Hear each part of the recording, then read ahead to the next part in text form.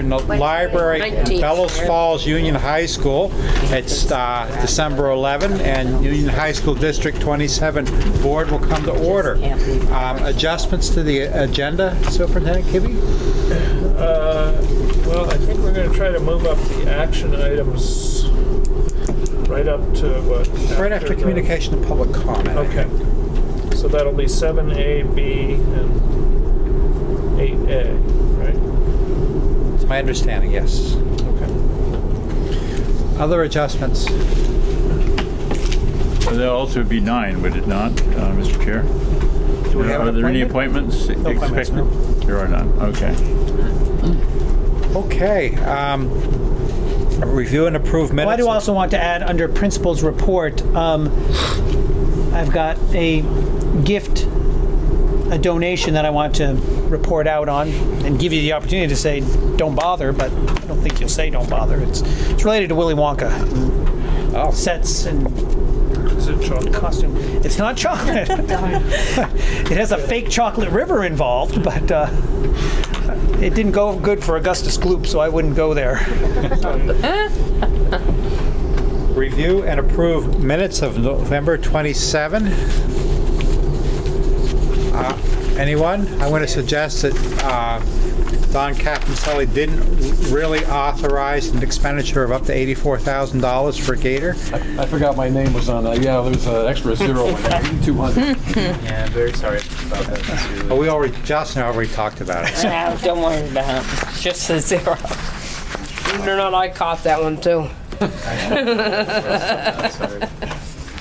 Everett Dirksen said, a billion here, a billion there. Pretty soon you're talking real money. Of course, nobody here knows what Everett Dirksen was, do they? Any other? Yes. Mr. Chair, when we had the reports, one of the items, the discussion points was about the Governor's Education Summit, and I just maybe would like to make sure that it's clear that it wasn't that the Alliance of Vermont School Boards hadn't been invited to the summit. That was the point I was trying to make. It was that anybody who tried to sign up to attend was put on a waiting list, and essentially everybody's on a waiting list. Nobody's actually been invited in it. It looked like a way of selecting who one wanted to show up at the summit, and that caused some question about legitimacy of this so-called summit. Can you, and I'll get you in just a moment, can you suggest a sentence or two that Josh could use for the purpose of a correction? That Mr. Breyer noted that that no one has been invited to the summit, that everyone who attempted to sign up for it was put on a waiting list, and it raised some questions about who was actually invited to the summit. Thank you. Edie?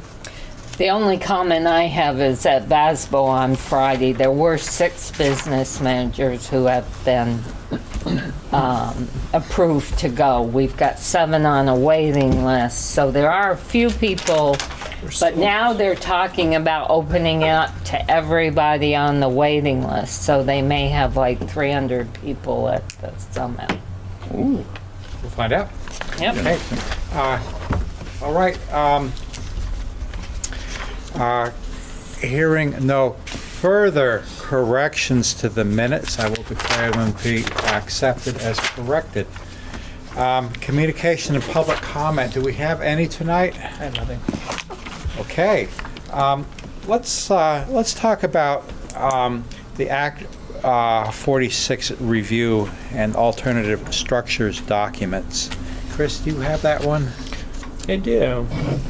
So, this big honking document here, which I actually have copies for you, but don't leave without it, is mostly composed of the appendices for the overview document that has been posted online. And then I just handed you a redraft of first the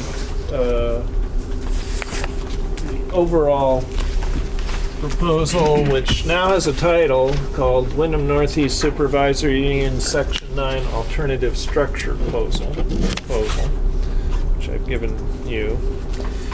And what I did here was go through and make all the corrections and changes that have been recommended by the Rockingham and Westminster boards, which have both gone through this whole document quite thoroughly, the original draft, and they had very similar recommendations, enough so that I felt like I can just fix these, because every board is going to have the same set of kind of, this is an awkward sentence, that needs clarification, that doesn't need to be in there. So that's what I've done for you. And so that's what you have tonight, and that is now in the drive in the alternative structures document. If people are watching this from home can look at it. If you go to the WMESU website, click on the alternative structures link down on the right hand side, and they're in the folder for documents to be considered by the boards. Will you bring that up on the screen? Sure. Maybe. Good practice. Yeah. So there's the WMESU website. There's the alternative structure folder. There's the documents for board discussion. So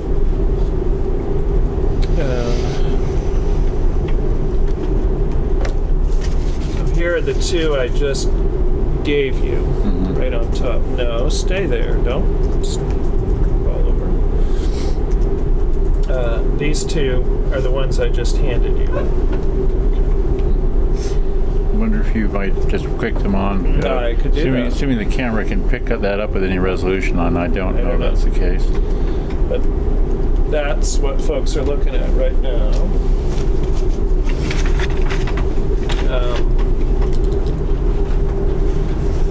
So before I plunge into the content here any further,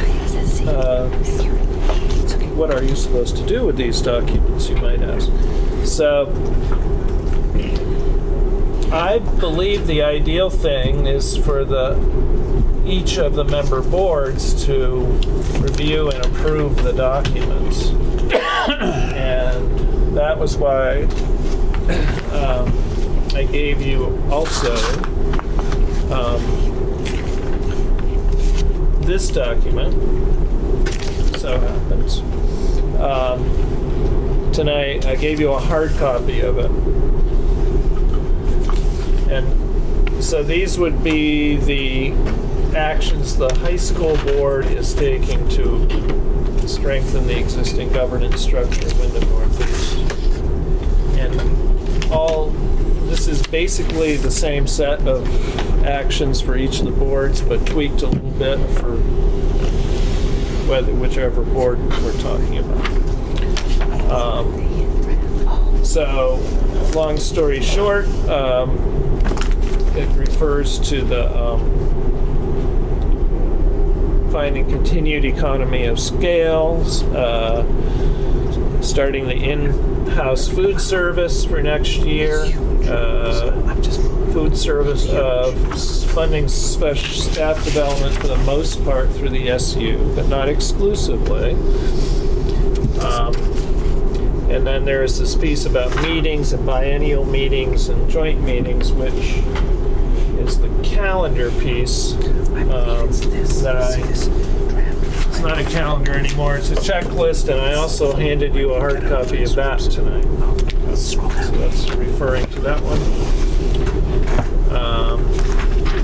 It talks about goal setting and establishing an out-of-school programs task force to talk about after-school programming, before-school programming, making it equitable across the schools about what kind of programming is available to students. That's kind of a bit more in the realm of the elementary and middle school, but if you might also want, I think, to have a participant in that. And then the last piece is about the integrated field review. So this document here has a sign-off that says, we've read it, we've read this, we agree with this, and we agree with these actions that are on this. I'm going to ask for a motion in just a moment to direct the chair to sign on behalf of the board on the document just displayed. I think that's how I will characterize it. What else would you like to tell us, Chris, before we get to a motion on that? Well, I think you're there. I agree. We do need to expedite this because we are supposed to have this submission in by the 26th. So I wanted to make sure that everybody had a chance to look at it. And you don't, at this point, have another meeting before the 26th. So I would like to entertain a motion. Oh, have you got the motion, Molly? Yep. Okay. I And move that we authorize the chair to sign the Bellows Falls Union High School board actions to strengthen the existing government structure of Wyndham Northeast Supervisory Union. thank you. We now have a motion on the floor. Discussion. Jack? I think this is a pretty good document. Actually, it's surprisingly good. And not that I would be surprised that it wasn't, but it's covered all the subjects we've talked about.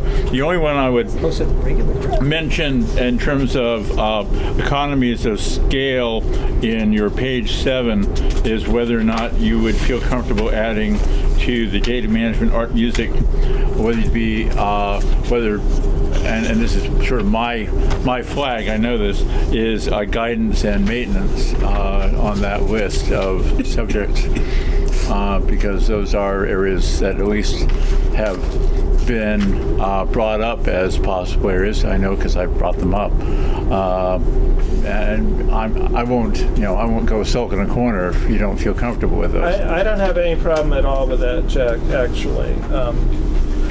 I think it just shows that we really have a large list of things we're trying to consolidate. Yeah. I think that's fine.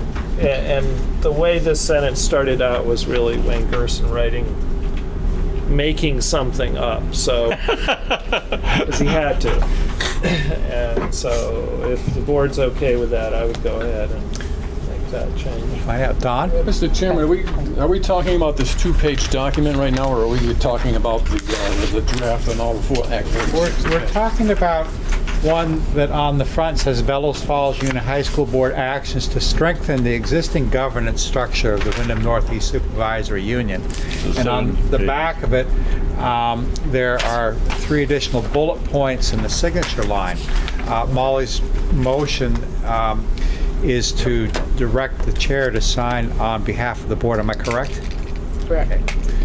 And does that answer your question? Well, yeah, but there'll be separate discussion on this. Well, draft. by doing it, you're agreeing to this document.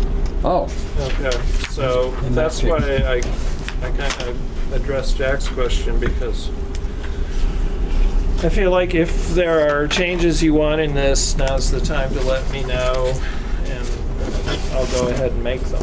If that makes your question timely, I'm Don. not sure where this incorporates this, but on page 3 of the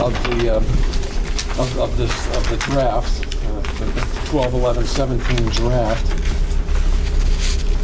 right at the top quarter of the page, well, we have part 2, why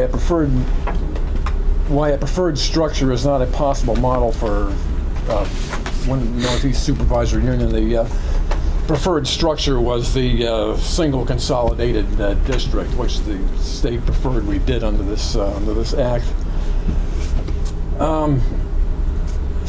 And at the end of that first paragraph, it says factors that may have come to play in the no votes are as follows, and it lists 6.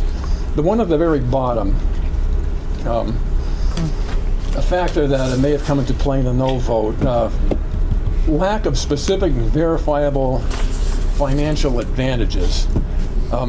That came up in the Grafton meeting. I'll say by and large that, I mean, with this one exception, this is, they've considered every possible nook and cranny that ever came to my attention, you know, being on the Act 46 study committee that recommended consolidation. But part of that exercise, the business office provided us with detailed information on what would be the net savings be. There were a number of students under the current supervisory union that were being tuitioned for 7th and 8th grade outside the supervisory union schools. Those would come back into this consolidated district. They would be going to the Bellows Falls Middle School. So there'd be a lot of tuition that would be coming back into the district, but there would be a need for teachers and other staff. So there was a net savings there. There was a savings by going from 7 audits, which we currently do, down to 1 audit. And there was the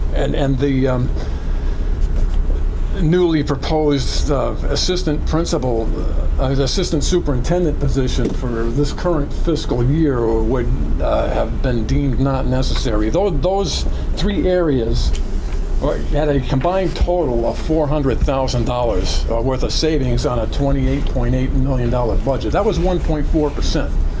So these financial advantages were specific and they were verifiable.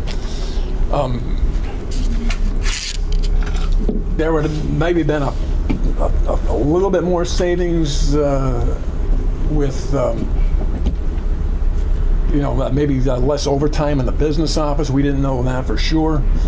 The problem was not that the financial advantages were not verifiable, is that 1.4% impact, positive impact on the budget was not very significant, and the media had been building the case for this as being an opportunity to save a lot of money, which people interpreted as tax savings.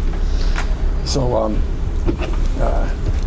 I don't know if it was within our purview to offer alternate language for that one last line there, but it was something along the line that we have identified. 1.4% projected savings identified was not significant. How about striking the whole thing, the line? Well, You can see how much I hate to. I have I you. agree. Let's I get have out of you, it. Jack, and I will get to you in just a moment here. Okay. Do you have anything else, Tom? apart from that, I mean, this is just splendid. I mean, there's no other stone that's been unturned. But this was, and I attended all the informational meetings in each of the 4 towns, and we are very specific that yes, we have identified 1.4% savings by consolidation. Okay, Jack. Just 2 quick real points. First one is to address Don's point, and that was that when we got, at least in the Grafton and the Westminster, which are the only 2 that I attended, the Ath Grafton and the West, was that when people started asking, well, what's the net difference for us, since tuition at the middle school is higher than it is where they send a lot of the kids, say, to Green Mountain. It's about $1,500 difference, if I recall. People said it might be a 1% for the aggregate, but it doesn't necessarily sugar off for individual communities. So I think one of the things that I like about the way that Chris has phrased it is that there was enough, that the number was small enough, the fudge factor was sufficient that it wasn't a saleable item. And I actually like his language, and I would advocate that we leave it as is. The second point that I wanted to make is that I think it's useful to emphasize the geographic isolation of our 2 westernmost towns. Grafton and Athens are in a weird position that the Athens part of the Grafton-Athens joint contract, the population center of that community is closer to closer to Westminster Southeast, and or not Westminster Southeast, Westminster, the Townsend line, as opposed to anywhere else. And Grafton, the population, student population in particular, tends to be on the western half of the village, pushing kids way out relative to, say, Westminster. It's a real long. It's a long enough trip just to get them to the middle school, and I think and that has always been an issue as any perceived quality issues. It's just been the geographic convenience. And we've had discussions in the past about should we be part of the Green Mountain School District because it's geographically closer, but it's only geographically closer to the Athens half of the Athens-Grafton School District. It's geographically closer to Leland and Gray and Townsend for the Athens half, and therefore we're always hung up on that, and that's why the choice thing keeps on coming back to us because it's just easier. Both villages are closer to those towns than they are to the middle school and to the high school, and that's not reconcilable to the idea that we have to guarantee relatively easy access of students to schools, and there is a geographic isolation issue for both communities relative to a unified school district. I'm going to ask you, Don, if you would like to rebut Mr. Breyer specifically around the 1.4% savings figure. I will probably poll the board and find out whether the board as a whole would like to leave the language in or take it out. So if you would like to respond, then I will get to Mr. Kibby and we'll find out what the board's pleasure is. Well, the 1.4% was the whole supervisory union budget, which would become a single district budget. As a whole, there was 1.4%. Yeah, I think when you look at the individual towns, their tax rates, in Athens and Grafton, I think we were looking at a significant increase. That wasn't the point. I don't know. I'm wondering on this page 3 here, if I just added the word significant, lack of significant, specific, verifiable financial advantages. That's what I like. Okay. Did you get that, Josh? Okay. Chris, Kibby, you had comment? Good with significant, specific, I'm okay. But Is there- I wanted to disavow knowledge of this sentence. I did not write it. I don't agree with it. Okay. I think it reflects Is there there? were specific advantages, and you have to understand the idea of all the money being in one pot instead of giving it out to outside the district. And that was the advantage. And people either chose not to understand that, or else we didn't do a good enough job explaining. I would like to query the board if there's anyone here who's not comfortable with the revision that Don has offered. It seems to be a consensus between these two sides of the table, the Athens member and the Grafton member. good thing we're sitting across from each other. Rockingham Wondering what's or going on. Westminster board member who is not comfortable with that language? Don. You got your way, man. Can I offer another iteration of that?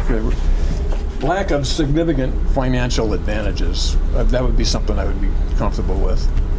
Really pushing the envelope here, aren't you?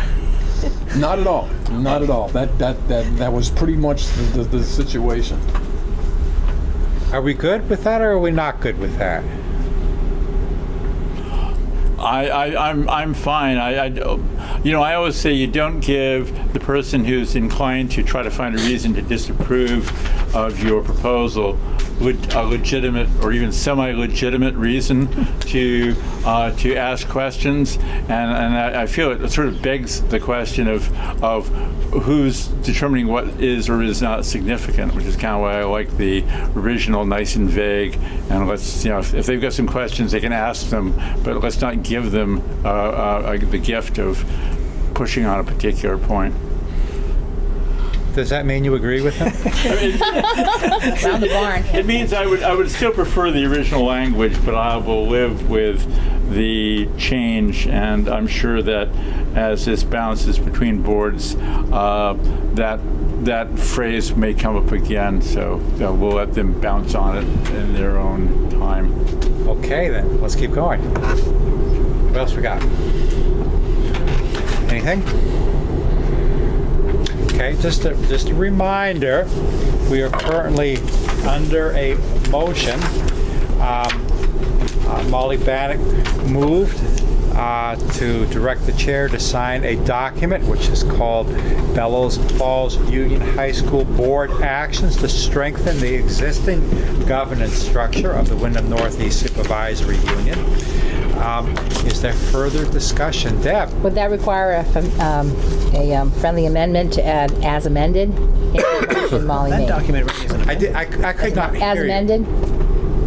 Sign the Molly's motion was to sign the document as is, and we're asking to change it. Is that significant enough to ask for an amendment to the motion?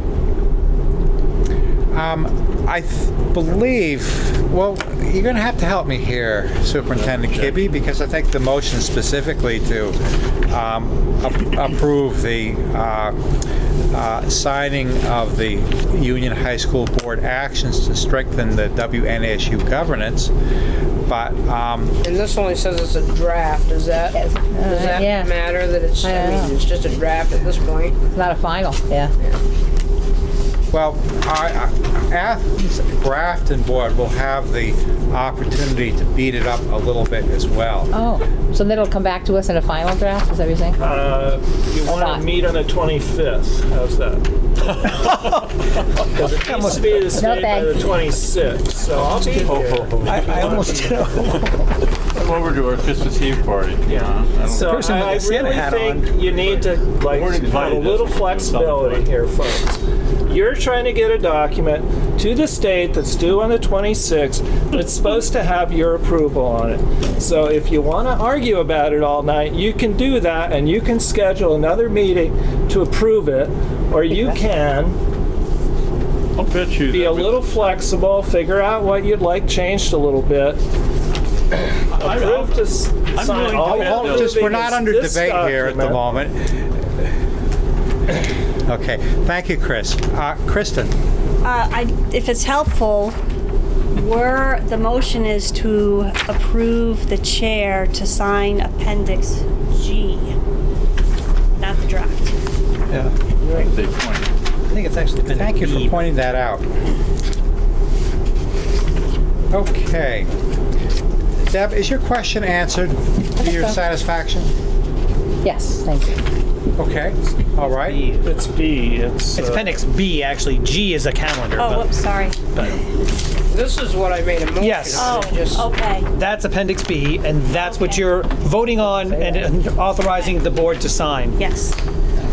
Where does it say it's Appendix B? Further discussion under the motion Doesn't say that. to direct the chair to sign on behalf of the Bellows Falls Union High School Board a document which is titled Bellows Falls Union High School Board Actions to Strengthen the Existing Governance Structure of the Wyndham Northeast Supervisory Union, also as we now know, known as Appendix B.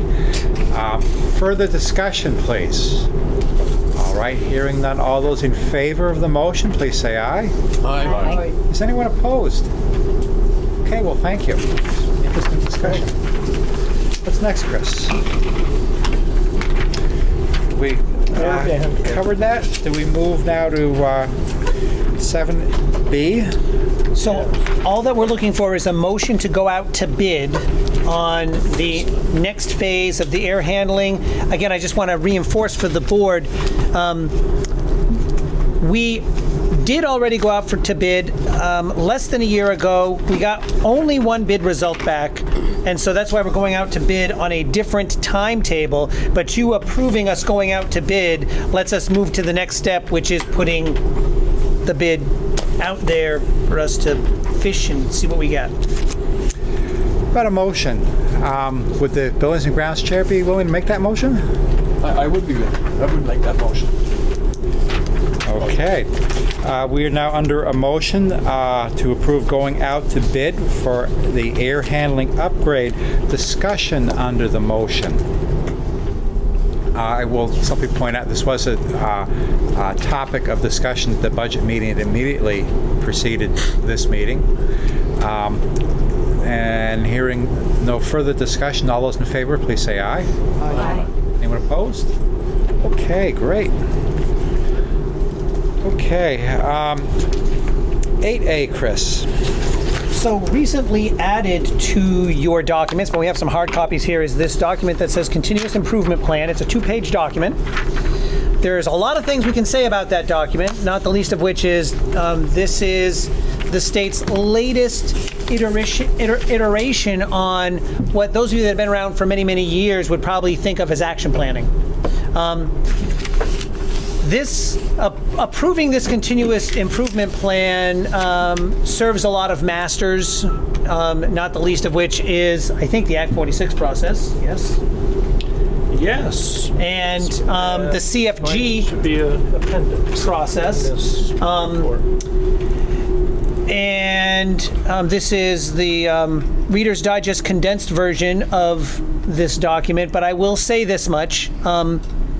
Schools, the state requires us to have these plans.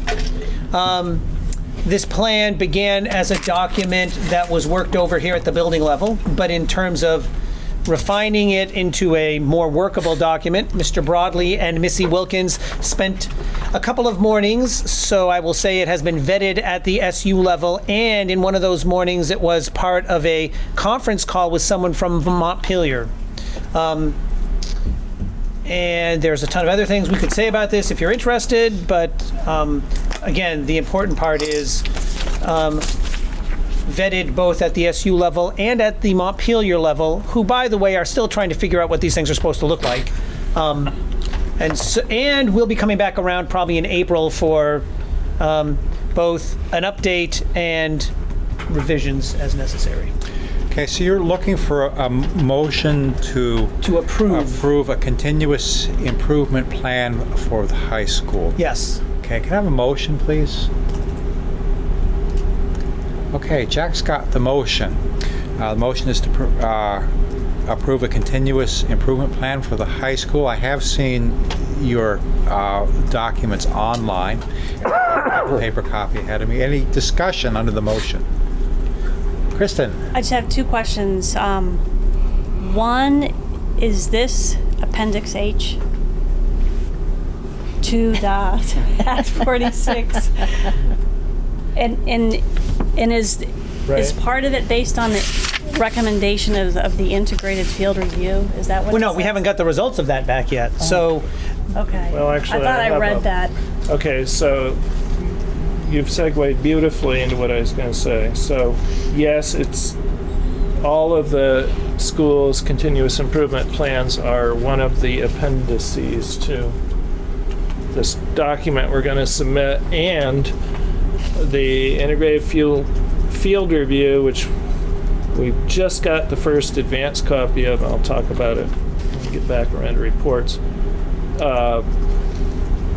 Will probably require revisions of these continuous improvement plans, and that's why Chris said you're probably going to see this again in a couple of months, because the integrated field review turns out it's really kind of an internal document. That's the way I've looked at the draft of it, so that we at the school and district levels are going to have to think about the things in there and see if we need to tweak our continuous improvement plan. So yes, that is exactly right. Jack? This is all fine to the extent that I understand it.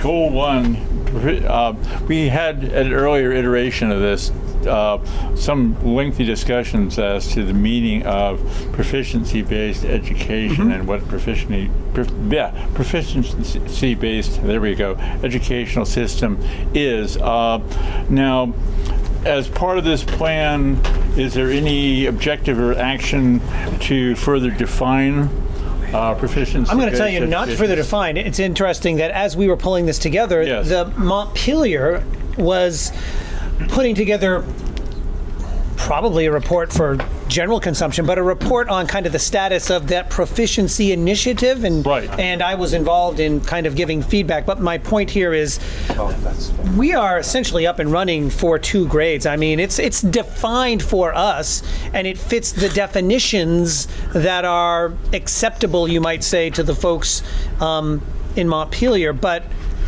that would be kind of a lengthier piece of feedback for the board to say, to just come back to the board and say, here's where we stand with that. So there's nothing in here that establishes part of that expectation for us to continue to pursue the definition of. This may or may not be something you want to do, but I know that when I've written documents of this type, and we've actually, and my team's actually accomplished some things on those, I always make a point of saying in a line, one of our objectives is to continue this wonderful thing that we've already done type of language. Yeah, this And one to continue is not necessarily, this is genuinely a work in progress. No, I understand. I guess that my point is that I think it would benefit them to realize how much we've already done. Yeah, Montpelier, they were, in my conversations, they were pleased with where we were at. Okay. So. Just to know if you wanted to brag on paper, Kind too.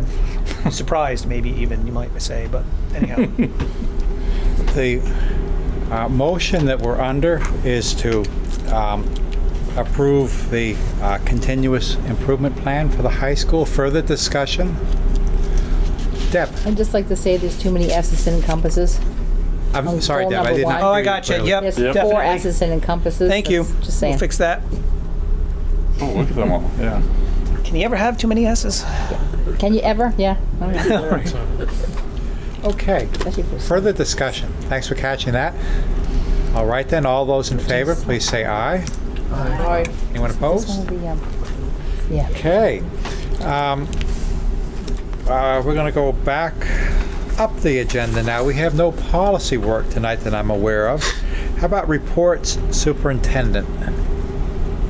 So you asked, well, 2 things. First, Is this a policy? there are people with real invitations to the governor's summit next Monday, and I guess I'm one of them. So I don't know. Is it next month? Did they send you an email? How did they let you know? They send a confirmation. I figured they would. So after the initial Yeah. thing that you got said, yeah, you're on the waiting list, then they send you a confirmation. And then you have to go somewhere on the web and I actually got one of those. And, Okay. do something else. And RSVP, right? Yeah. right. Did you Something get? like that. No, I didn't. I'm just saying, I'm assuming that's the last part. Yeah. You gotta RSVP it, yeah. Yeah, it's some. I forget what the name of the soft. It's some web interface thing that they're using. Just for the record, I never got That's one of Monday. So we did get a draft back of the integrated field review report. Josh Soulier is coming to present for the administrative team Thursday today. So here's just an example of this particular area was personalization. So it applies to the high school in a great deal. So there's a list of findings. I won't read them all. And then there's commendations and recommendations. So the commendations for personalization were WMESU middle and high school students have access to a variety of course options and flexible pathways. Number 2, WMESU has implemented a personalization and personalized learning plan framework at the high school level. It's in the beginning stages of implementation at the middle school level. I don't actually think that's right. And has aspects of personalization. And aspects of personalization can be seen at the elementary level. There's a typo in there. And then for recommendations, they say Learners at all levels have access to a breadth of courses of flexible pathways. However, WMESU should examine the equity of programs and accessibility between all schools.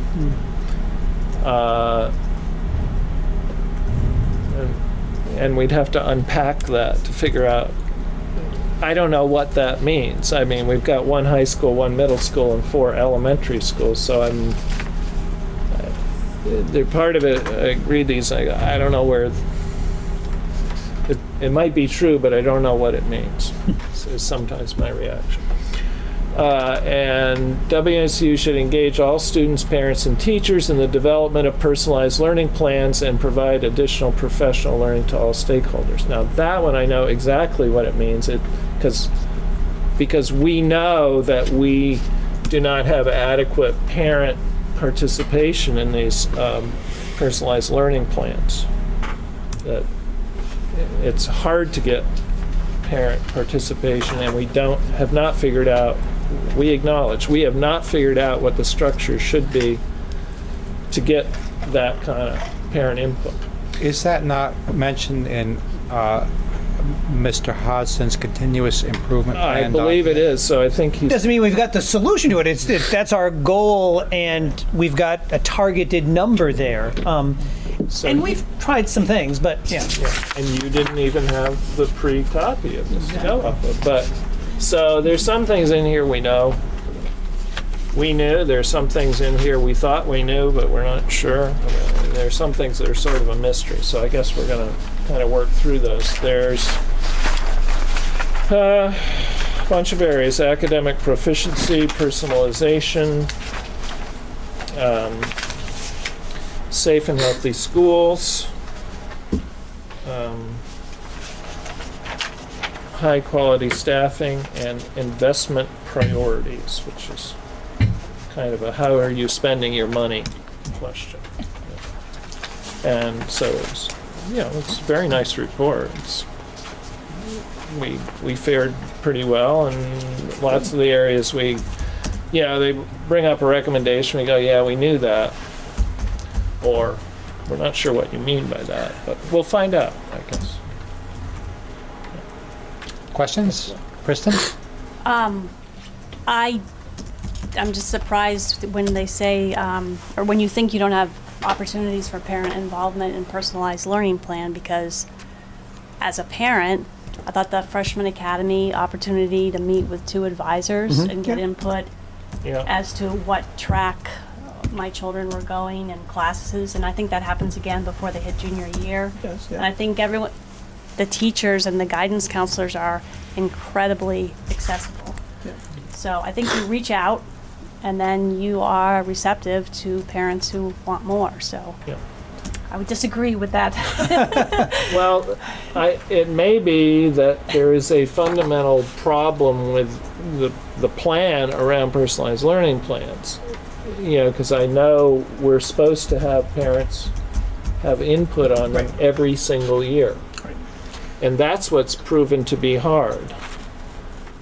Especially you get up into high school, like having every single set of parents come in and go through them. But you can do that electronically. Part of the way we've tried to approach that is you can access these online, parents can look at them, and the kids are supposed to be looking at them too and changing them. So let me just speak briefly to that, because this could be a lengthy conversation about PLPs. But what we have done, even since your daughter came through as a 9th grader, we make the enrollment meeting that you had with your daughter's 9th grader a PLP defined experience. In other words, this year, the parent and a staff member and the student, which is what they're looking to do, the school, the parent, and the kid, all converging on this document. That is now a defined PLP experience, along with the other things that we do. When we do the home visits for 9th graders, and I had one of those this year, we go with the PLP, so that is a second parent, student, school defined PLP engagement point, if you want to think of it that way. But as Chris said, these now live as Google documents, which we give the student and the parent access to. Currently, we started out by making it you can access these documents either view only, comment or change, we decided to go initially with you can make comments that live there and people can see them and we can interact in that way. But because you can go back and get whatever, you can easily go back and take the last best draft. If we make it changeable for the parents and the student, we aren't really harming anything in the process. So that's where we're going next with this. So as Chris said, these as documents that people can access from a distance. Those are the kinds of things, that level of engagement that they're talking about. But you're right. When we have now let's jump down the road. When you have that junior meeting with guidance about your upcoming senior year, that's going to be another engagement point between parent, student, and school. So we're looking for as many of those that we can find that already exist before we then go, all right, what do we need to add to this? So,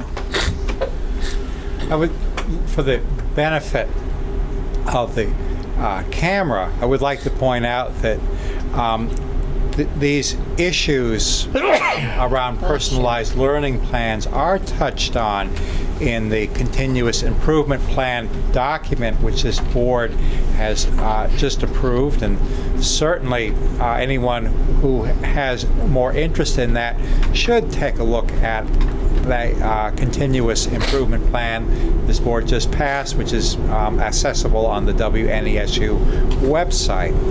And Chris, do you have anything else before we segue into principal's report? So, the initial item on there is dual enrollment overview. You should be able to access that, but I have some hard copies if necessary. I will have to say, giving credit where credit's due, much of the heavy lifting in terms of refining that continuous improvement plan was done by John Broadley and Missy Wilkins. And Mr. Broadley is our administrative go-to guy on all things dual enrollment. So he produced this one page here. Let's get some facts out there for you. So what is dual enrollment? Just to make sure they're all on the same page. And by the way, this was based on some questions that were asked at the previous board meeting. So this is providing some feedback relative to those. Dual enrollment, you get both high school credit and college credit for certain courses, and the ones that we currently have for dual enrollment are listed there, but you can take a dual enrollment course, certain courses here at the high school, and get high school and college credit if you do take care of certain specific items along the way, or you can take a college course and get both college credit and high school credit. We have had folks over the years do both of those. There's a list there of the courses that are offered.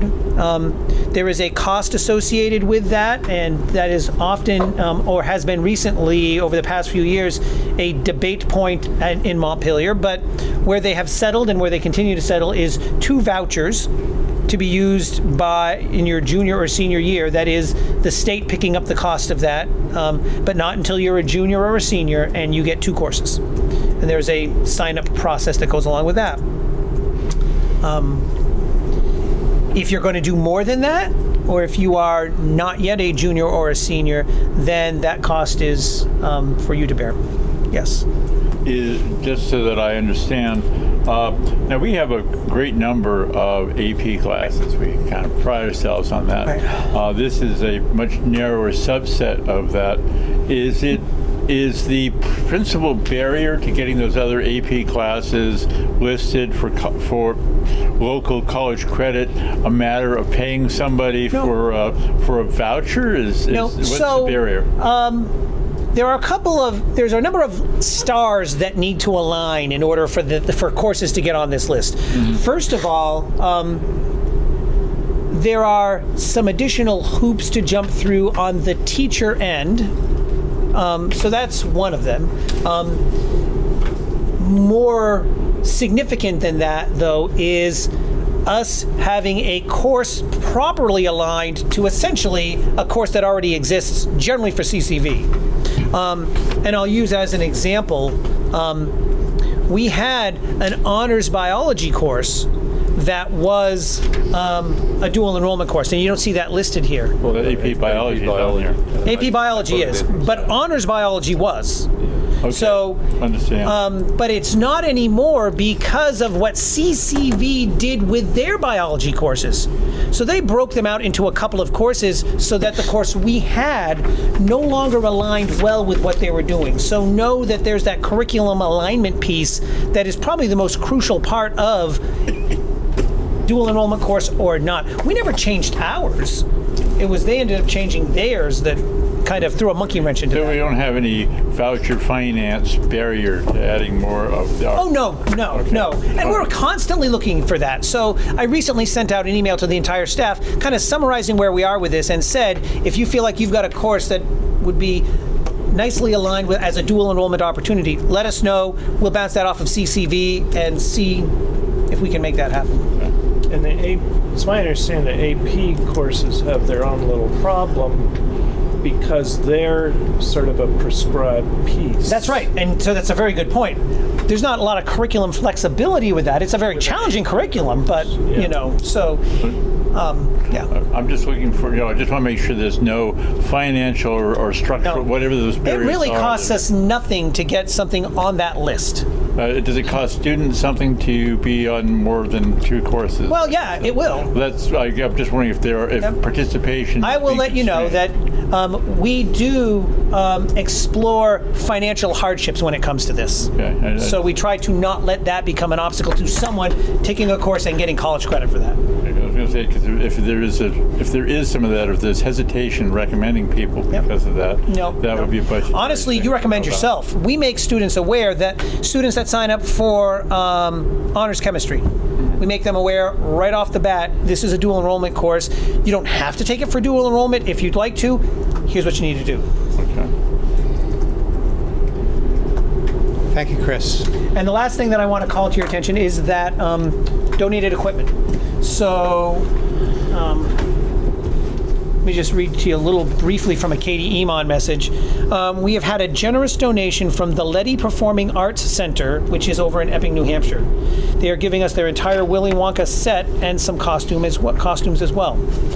It is located in Epping, New Hampshire. The reason I'm calling that to your attention is for you to, while it is not an action item, you can, I guess, maybe informally put the kibosh on this, but we may have to spend up to about $650 to pay somebody to go get the stuff. And I would find the best and most appropriate drama line to draw that expense from. Is there any objection from any board member? I'm not clear what we're talking about yet. We have a set available. We have an upcoming Willy Wonka. Yes. So yes, very good question. We are doing Willy Wonka, so that's what makes it relevant. So Willy Wonka is the spring musical, and this gets us access to both costumes and some set pieces, not necessarily the full set, but No, is we returning this afterwards? no, they don't want it.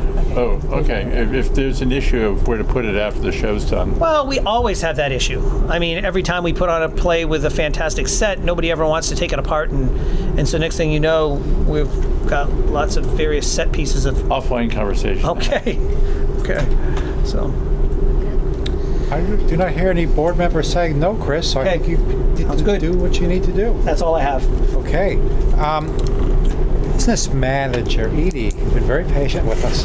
No, I have nothing. Okay, well, that's great news. Committee reports, budget met tonight. Can we get a budget meeting overview, Jack? We really found that there is a working budget document, which if other people want copies of it, I think you can actually pull it up online, and would recommend you do it.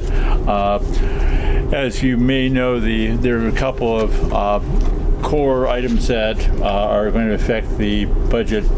They are our food service, some changes in what's happening for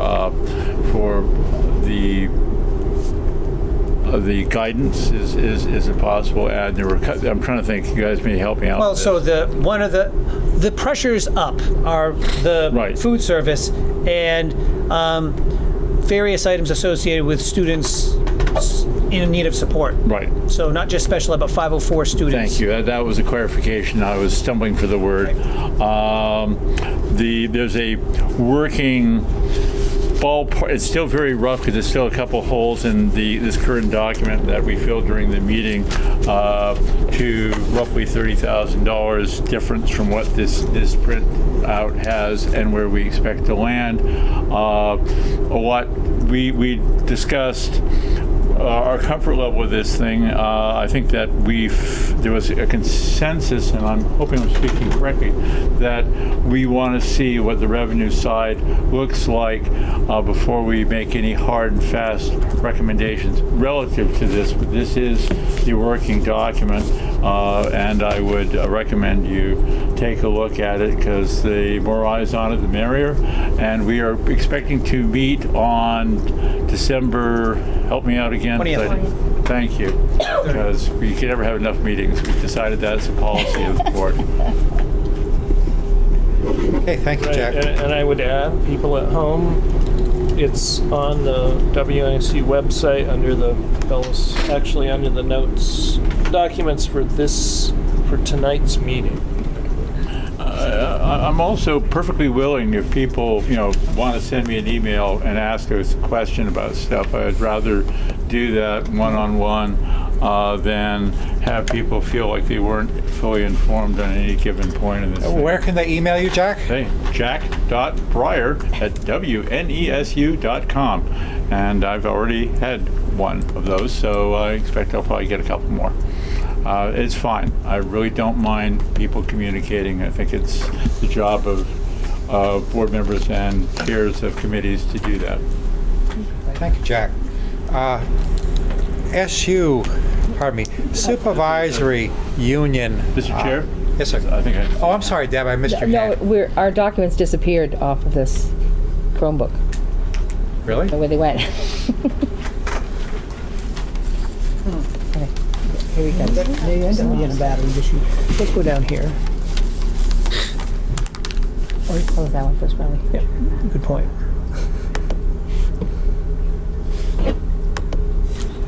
So now we're just going back into the WNESU website. Ah, it just dropped, I guess, so. Oh, wait, did you hit the X out button and close it? No, we're not going to place any blame on anybody No, I'm just here. saying that was the accident. it's the principal's fault. Yep. Yay, and scroll down. Yep. Yeah. There you go. You're back in. You got your data back, Deb? I don't know how to use these. I haven't used them. Are you good? Do have that, but BFUHS.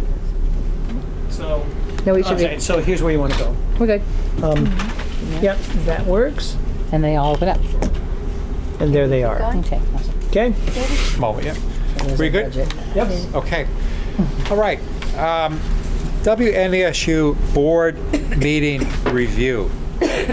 Is there someone who attended that meeting who would like to speak about it, or shall I wing it? I'll wing it.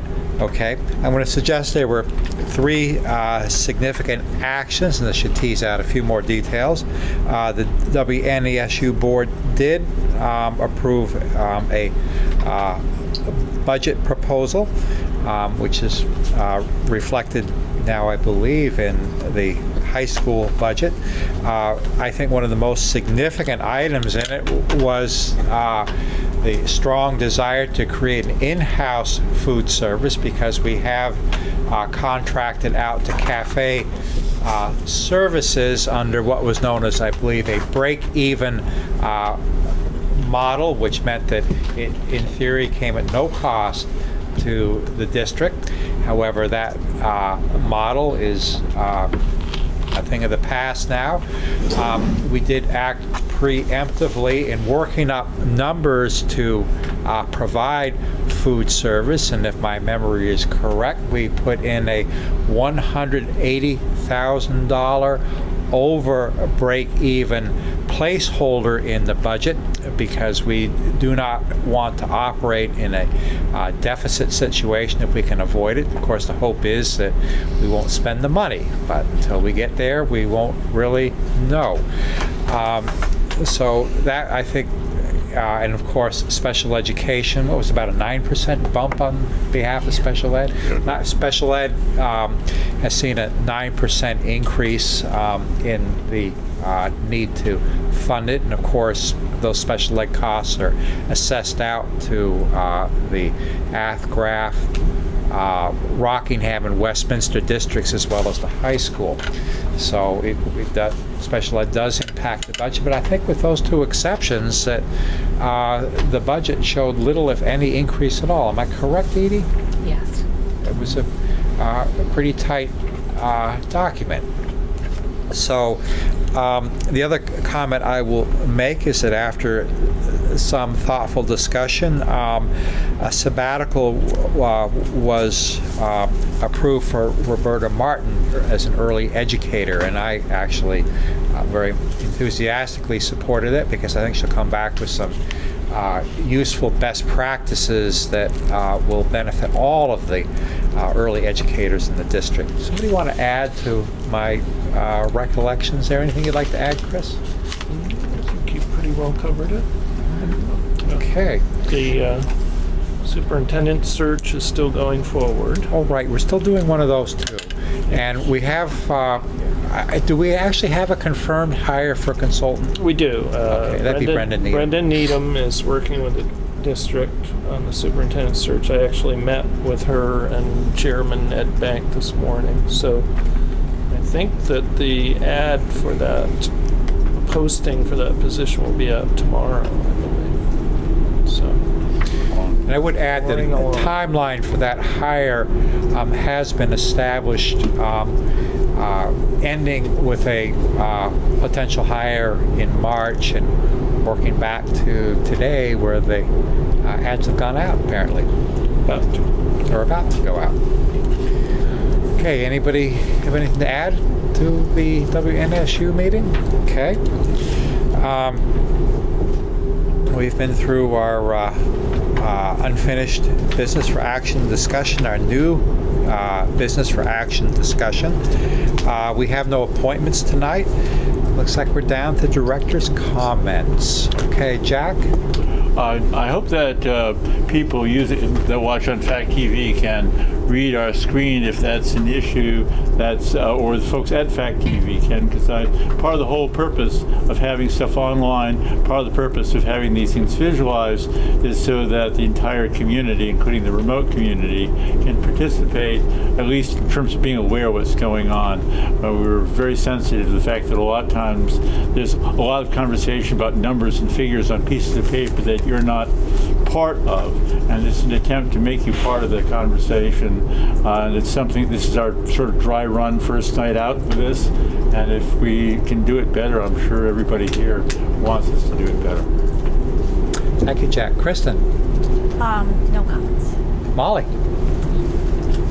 Okay. I'm going to suggest a possible item for future agenda once we get past budget.